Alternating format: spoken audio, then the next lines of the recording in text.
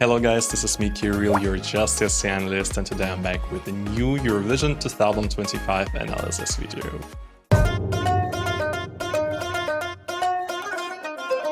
And today it's time to talk probably about one of the most iconic Eurovision countries, and it's Ireland. Ireland till recently was holding the record for the highest number of victories, 7 victories. Now it's jointly with Sweden. Ireland is still the only country which managed to win 3 years in a row.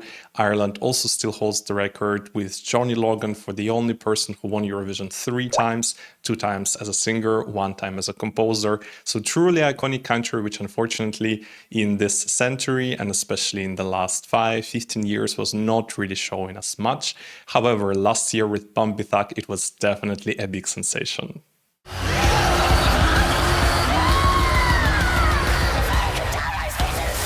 Of course, now it's a big pressure on the next contestant representing Ireland, because beating Bambithak and bringing something even more innovative or even more successful in the Eurovision Song Contest is probably a pretty hard job. But this year in the lineup, for example, there was one very big name, Samantha Mamba.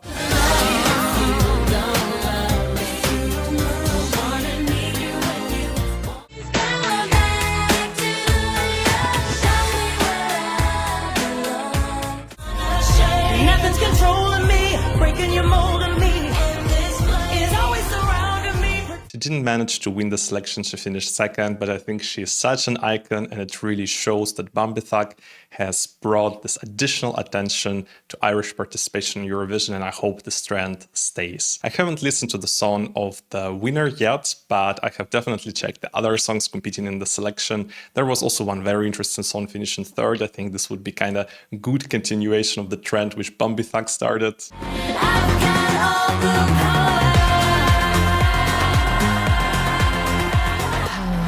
Unfortunately, the singer got sick on the week of the selection, and that's why in her live performance she was just not singing many parts, just letting backing vocalists do this for her, and probably this was the reason why she was ranked so low in the end. In any case, the winner was Emmy. She is 22 years old. She's actually from Norway, from a small town near Oslo, and all Eurovision fans probably still remember her from 2 years back when she was taking part in the Norwegian selection and managed to even reach the finals. Welcome to the Witchwoods. I wasn't a huge fan of that song Witchwoods, but I still remember how much impressed I was by her live delivery, by her live vocals, by her charisma on stage. She was a true artist, and her singing career definitely started before that. Already in 2013-14, she went to the Melody Grand Prix Junior, which is a kind of junior Eurovision Song Contest, but only for Norwegian kids.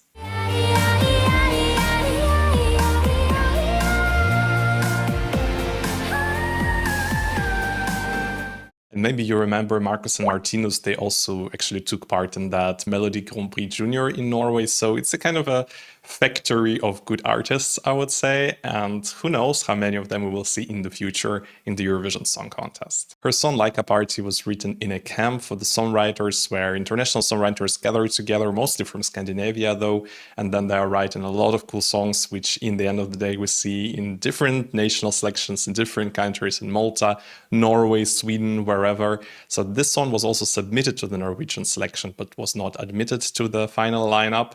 But then she found her spot in Ireland, and as you can see, probably it was a good idea. Before checking the lyrics, I have to say this idea of singing about this poor dog Laika is actually not new in the Norwegian music scene. In 2016, there was a song in Norwegian selection by the Hungry Hearts called Laika.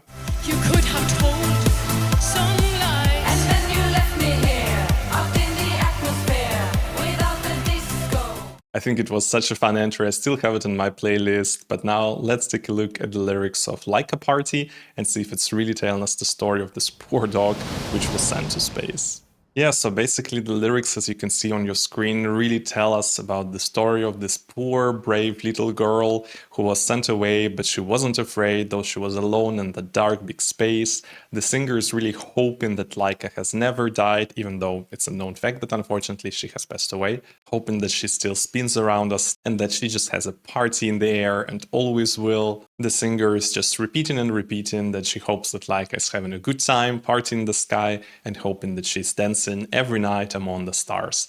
Well, it's a really sad story, I have to say. Poor dog was sent to space to die, basically. When this dog was sent, there was still no technology allowing to re-enter the atmosphere, so it was basically pretty much clear from the beginning that this dog will never come back. And now we're supposed to join this party of poor Laika, who has actually passed away. Yeah, that's kind of sad, but I hope that the sacrifice of this poor dog at least did something for the research of the space travel or something like that. I'm not really sure. Yeah, so interesting tribute, very unordinary lyrics. But now let's just go for the first listen. For the first listen, it will be the MP3 track. And then for my second listen, I will take a look at the live performance. And then I will stop throughout and will comment.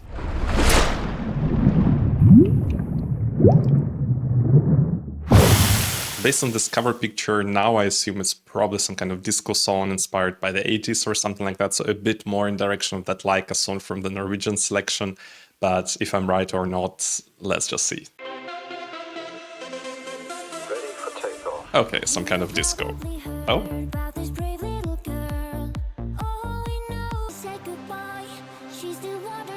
well, it offers a lot of potential for great staging, I think.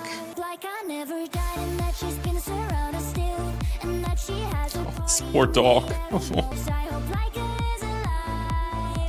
the lyrics are really sad. This part sounds a little bit like a final countdown song. Oh!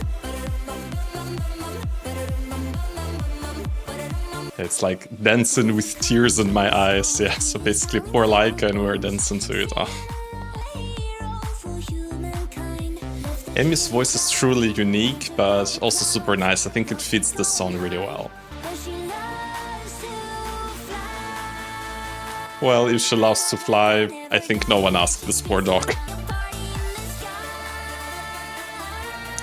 It sounds, of course, a bit repetitive. Basically, what we have heard in the first part of the song is absolutely the same what's coming now. But it's catchy and very addictive. I can already sing along very well.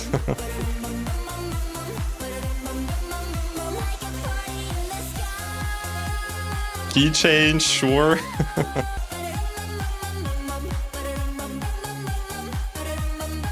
It has this beautiful nostalgic feeling. Oh, okay, that's the end. So what can I say? It's really entertaining. I really loved it. I think it's a great Eurovision entry. You know, in Eurovision, we don't need only like serious songs or only the songs which are trying to win. This is not trying to win. This is just trying to bring good mood, to make people get up, dance, vibe with it, and just have a good time. And I think that's what Ireland will do perfectly in Eurovision Song Contest. I really hope that Emmy can sing this well live as well, but taking into account that she won and taking into account how well she performed in the Norwegian selection a couple of years ago, I think she can definitely do it really well. I'm super curious to see what kind of staging they came up with. However, Irish selection is usually very much low budget. And then, you know, the performance at Eurovision is completely different story. Maybe you remember how it was last year with Bambithag, who had very simple performance in the national selection and then this super grand thing for the Eurovision Song Contest. So I hope they will also elevate it heavily for Emmy. As I have said, it reminds me a bit of this Final Countdown song.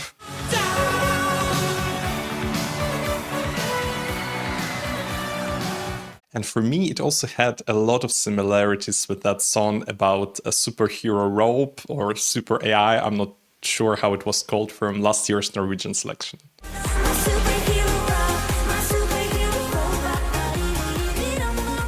Even their voices are kind of similar, so I'm not really surprised that Norwegian broadcaster said, no, we don't need this song this year because we had something very similar last year, because you don't want to be repetitive, you want to show people something new. But now, without further talking, let's go for the second listen. It's such a catchy melody. Even the colors are a bit like in that performance of My Superhero Rope. She's actually singing quite good. It sounds a bit shaky, but I think maybe it's just the tone of her voice. I think just the sound quality is not the best, but I mean, it's just the Irish selection. They don't really have such good professionals as at the Norwegian selection or in Eurovision. I hope like I never died. she spins around still, and that she has a party. Well, it lacks a bit of power in her voice, or maybe a bit of support, or maybe again it's just the quality of the sound in the Irish selection, not sure. This keyboard player is really a cool one. She's looking a little bit sad, or just, I don't know, not happy, but maybe it's just because of the message of the song, because the song is actually very sad. But I still think that she should smile a bit more and trying to engage with the camera a little bit more. This would, yeah, give a bit more life to this performance. I hope like I never died, and that she spins around still. Yeah, it's definitely a vibe. I'm not sure how well it will do in Eurovision, because usually this kind of pops the Eurovision fans like a little bit more than the general public. But I think this one is very much accessible with this very relatable message and a nice nostalgic tune, so I think it can do quite well. It's very, very addictive song. I'm not sure I like what the dancers are doing so much. I think some funny looking ones would be better. Just take a look at, for example, Armenian ones from the Junior Eurovision. Starts gonna dance, dance, dance, dance, dance from his side to side. Dance, dance, dance. You know, something like this would be just perfect here, I think. Like a party in the sky. You know, if you just imagine the crowd in Basel going nuts with this performance, I think it will be such a vibe. Like a party in the sky. Yeah, really, really lovely performance. I think Emmy did really well. She was moving, she was singing pretty well. Okay, there was a little bit of power lacking in her voice, but I will just hope that it was all because of bad sound quality in the Irish selection. What a treat from Ireland this year. I think it's great to have this kind of song in the lineup. I'm already obsessed with this, and I think Emmy did a very good job. And I think Ireland can be quite proud of her, even though she's Norwegian. But maybe you remember in 1995, actually the Irish ones have sent their violinist, Fionella Sherry, I think is her name, to represent Norway.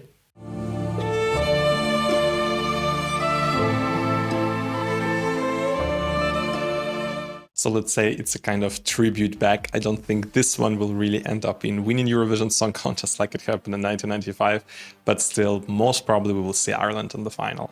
But now if we take a look at the Irish history in Eurovision semifinals, and especially how the televoters were ranking them, you can see that it looks, well, let's be honest, quite dreadful. So in the last 15 years, there were just 5 occasions when Ireland was qualifying in accordance with the public vote. It was from 2011 till 2014, so quite interestingly 4 years in a row. I will remind you that in reality in 2010 Ireland actually qualified, but with the help of the juries, and in 2014 on the other hand Ireland didn't qualify, again with the help of the juries. But sorry, of course it was 5 occasions without the consideration of the last year, without Bambi Tak and her amazing entry which brought her even a place in top 3 in the semi-final. Still, with this record with just 6 qualifications out of 15 participations, Ireland is ranked 26 among all countries, and if you take a look at only last 5 years where Ireland basically qualified just once in the last 5 years, then it's placed even 28 from 31 participating country. So in general, Ireland is not a country from which we should expect qualification, even if last year they did so well. But now let's take a look where Ireland will perform in the Eurovision Song Contest in Basel this year. So as you can see on your screen, Ireland has been drawn second semi-final, which is actually worse than the first one, because usually in the first one it's easier to qualify because you have just 15 countries and you should be among the top 10, and in the second semi-final you have 16. So of course, mathematically it's more complicated. However, based on the songs, it's not always the case. Sometimes even the first semi-final is much tougher. And this year Ireland will be in the first half of the second semi-final. I think this kind of song would be actually a great opener for the show. It really immediately gives this nice party vibe, nice Eurovision-y vibe. I don't remember any occasion when Ireland opened the show in the last 20, 25, even 30 years. Well, it's also not really a country which is sending bobs to Eurovision, so I think producers should definitely take advantage of this and put Ireland to perform first. Now, talking about Eurovision odds as of today, you can see that Ireland is ranked 18th. You can definitely see why bookmakers put Ireland at this spot. I also see Ireland qualifying. So far, I also don't see Ireland really being in top 10 or even close to top 10, but I think the staging here will be the key, because the song allows you to do so much, and let's just talk about it now. we have already seen that in the Irish national selection they went for this kind of space theme. I think this is definitely a right direction, it definitely fits to the lyrics of the song. Showing pictures of poor Laika in the background I think is fantastic, they should go for it because it adds this additional nostalgia factor and a little bit more memorable factor to the song, because the song might as well blend with other bops in the first half of the second semi-final if there will be many of them, but this really makes the song stand out. I have already mentioned before that maybe the costumes for dancers should be different. I have already given that reference of Armenia from Junior Eurovision I think 2 years ago. I think this kind of costumes would be amazing, so they should definitely work on that. I think Emmy, even though the song actually has a sad meaning, should smile a bit more, interact with camera a bit more, just establishing this personal connection with the camera and with the viewer on the other side of the screen. So that's what I have thought about Laika Party. I didn't expect that it can beat that Laika song from Norwegian Melody Grand Prix many years ago, but I would say it comes really close. What have you thought about this one? Please subscribe to my channel if you still haven't, like this video, and definitely tune in for the next one. Bye bye!